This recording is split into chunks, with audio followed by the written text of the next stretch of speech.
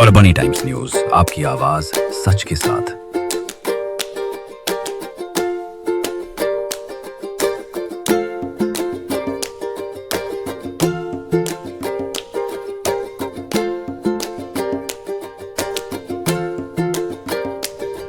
शहर वाहतूक शाखेचे दीपक तंदुरवार पोलीस निरीक्षक परभणीला आले तेव्हापासून जामनाका ह्या ठिकाणी दोन्ही बाजूला ब्रॅकेट लावल्यामुळे ॲम्ब्युलन्स रुग्णालयाला जाण्यासाठी वळसा जेल कॉर्नरला असा वळसा घालून जावा लागते।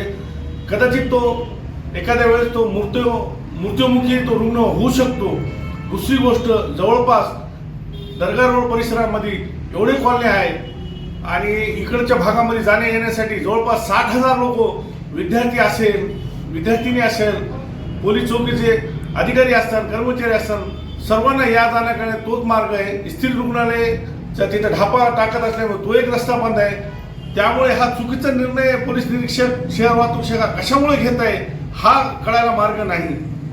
लोकांना फार मोठा त्रास होत आहे।